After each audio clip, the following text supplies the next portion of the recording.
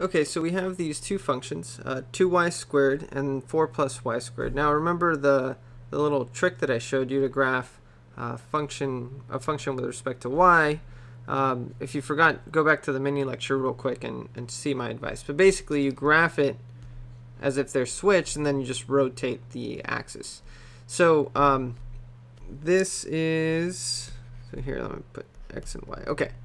So we have our two functions, and so let's find the intersection point. So 2y squared is equal to 4 plus y squared. So y squared is equal to 4, or y equals plus or minus 2. So here, these points right here are positive 2 and negative 2. Okay, now, then the third step is, so we set up our integral. We're going to go from negative 2 to 2. And then remember that to find the area, you're going to do, since it's a function with respect to y, you're going to do right minus left. So that means that you would have 4 plus y squared and then minus 2y squared dy. So that's our integral to find. So, all right. So let's do that. So we get, let's combine these two into, so y squared minus 2y squared, that's minus y squared. And so when I get the antiderivative, I get 4y, that's the antiderivative of 4, and then minus y cubed over 3, evaluated from negative 2 to 2. Okay, so then I get, plug it in, top minus bottom, all that kind of good stuff.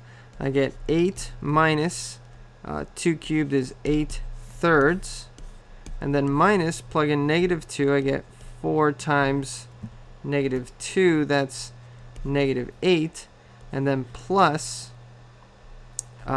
negative 2 to the third, that's 8 thirds. And it's positive because you have negative 2 cubed is negative, and then times that negative is positive.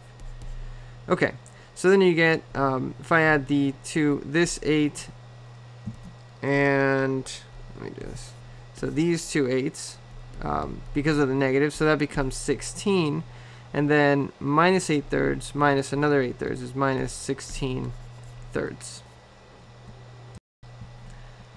And so this is equal to 32 thirds.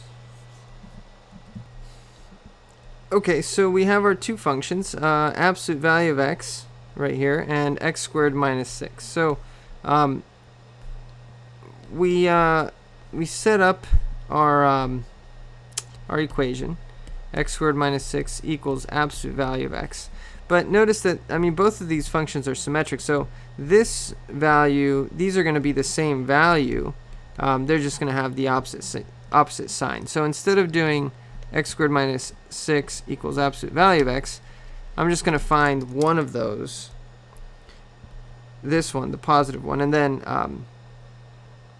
I'll be able to find that one. So symmetry is going to help us a lot in solving this problem. So bring over the x, I get x squared minus x minus 6 equals to 0, and so then that gives me x minus 3 x plus 2 is equals to 0, so I get x is equal to 3 and negative 2. Now here there's a bit of a danger here, because notice you get two values, but these negative 2 and 3, that's not what these two values are.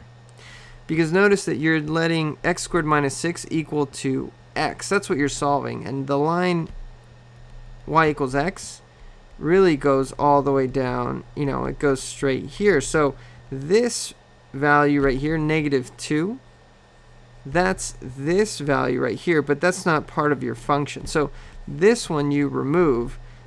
The value that you're looking for is actually 3, and this one would be negative 3.